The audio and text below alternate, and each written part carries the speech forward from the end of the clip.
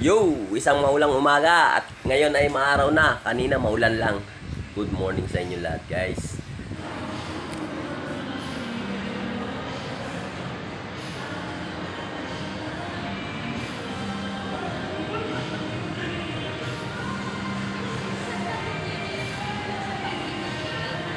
O yung nanay ng ano namin, boss namin, kaya eto naghati-hati kami para makabili kami ng cake. Ayan o. So mamaya na lang, libre kain kami ngayon, guys. Libre kain na naman si Barako ng South. Yan, happy birthday sa aming inang Reyna. Si Kuya Yani. Ay. Kasama yun sa Gusto ko ng biryani. Dito na naman, syempre, kung saan tayo ang pinaka number 1, magbukas ka. Bigyan naka number 1 na pogi.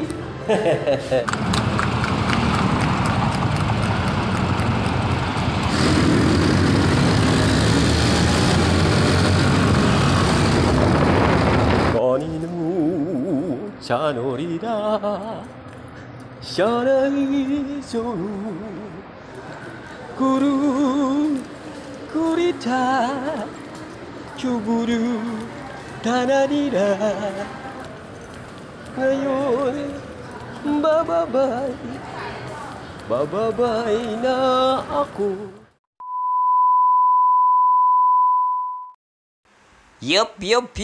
Isang magandang umaga sa inyong lahat, guys. At yon, umpisa na naman natin syempre ng isang positibong umaga. At syempre, huwag natin gagawing komplikasyon at bagkos. Gawin natin makabuluhan ang ating bawat araw. Yahoo!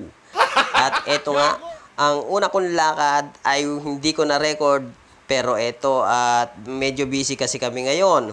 Dahil birthday ng ina ng aming boss. Kaya eto, inutusan ako ng aking mga kasama at naghati-hati kami para ibili ng cake ang aming ma'am o yung aming inang Reyna na ina ng aming boss.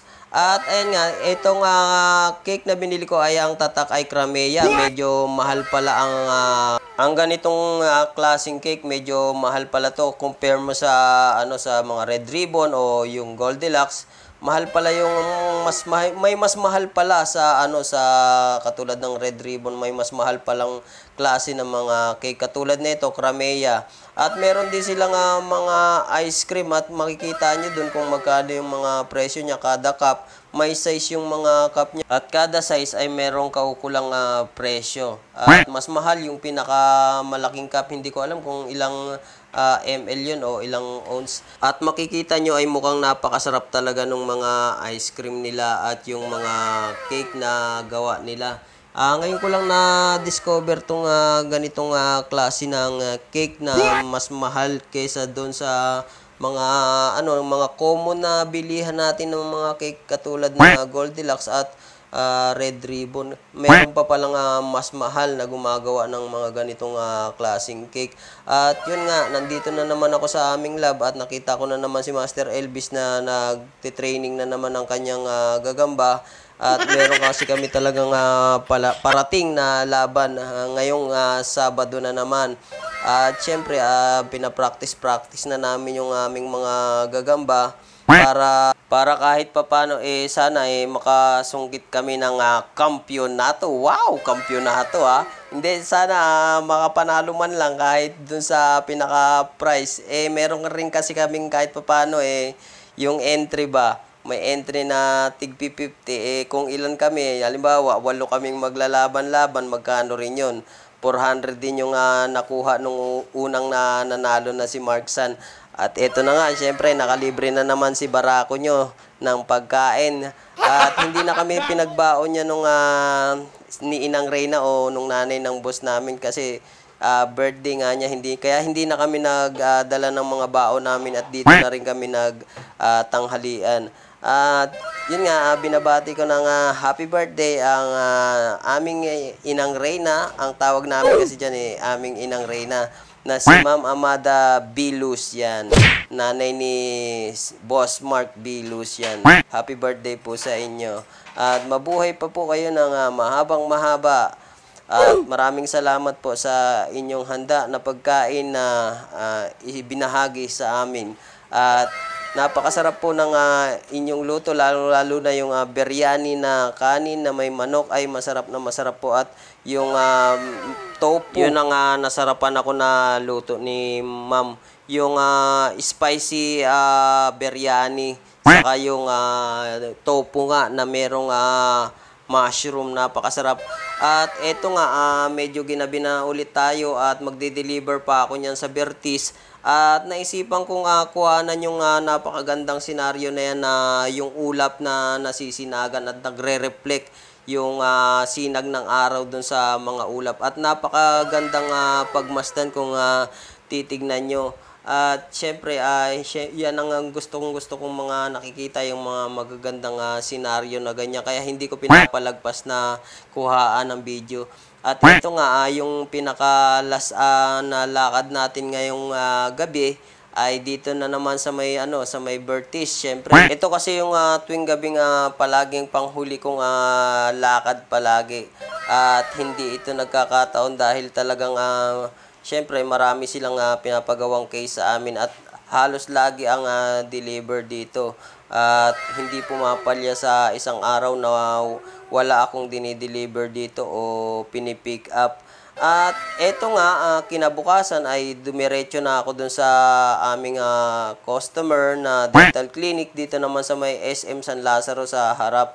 At dadrop ko lang dyan yung kanilang case. Dito ay madali din na makapag-deliver dahil bungad na bungad lang. Pag-akyat mo dito sa may pinaka na to, yung stairway na to, doon na. Ang pinaka problema mo lang dito kapag magdi-deliver ka dito sa may lugar na ito, yung mga gwardiya kasi bawal talaga mag-park dyan. Kaya ang ginagawa ko nakikiusap ako sa kanila na pwede nga mag-parking saglit o magdadrop lang kasi ako. At yun, pumapayag naman sila. At syempre, kailangan mo rin magpasalamat sa kanila para in case na bumalik ka sa kanila, papayagan ka ulit. At eto nga, papunta naman ako ng Paranaque niyan sa Palcargo, doon sa may airport. At dito ako dumaan dahil galing naman ako sa Maynila. Hindi na ako mag-EDSA, dito na lang ako mag-Rojas Boulevard. Kasi mas malapit na dito compare dun sa EDSA. Kung babalik pa ako sa EDSA, mapapalayo na ako.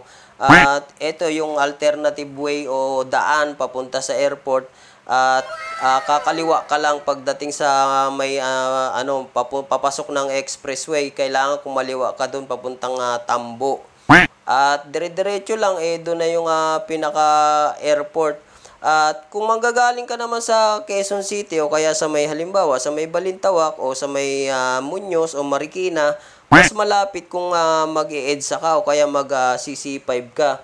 Pero kung manggagaling ka naman dito sa may Maynila, mas maganda na mag-Rojas Boulevard ka kasi mas malapit na dito sa airport. At the same time, makakita ka pa ng mga pasyalan dito sa Maynila tulad ng Luneta Park na dinaanan ko kanina, yung National Museum. Tapos ito sa may yung White Sand Beach dito sa may Baywalk. Ayan, kung huminto muna ako saglit dyan at kinamerahan ko muna o binidyohan ko muna yung buong paligid. Napakaganda kasi pagmasdan, lalo na kung makikita nyo yung tuloy-tuloy na paglilinis ng mga tao dyan sa may Manila Bay. Pero hindi ko na ipakita yung mga naglilinis dyan Kaya talagang medyo luminis na yung pinaka dyan, yung Manila Bay, dahil nga sa tuloy-tuloy na paglilinis nila at sako-sako araw-araw ang kanilang nakukuha. At nandito na nga ako sa airport para may kuhain na case o mag-pick up. Magkaiba yung pag-pick up kaysa sa pagpapadala. Kasi yung pag-pick up ay ipapakita mo lang dun sa loob yung pinaka-waybill yan, dyan sa tinulak ko na yan, sa door na yan.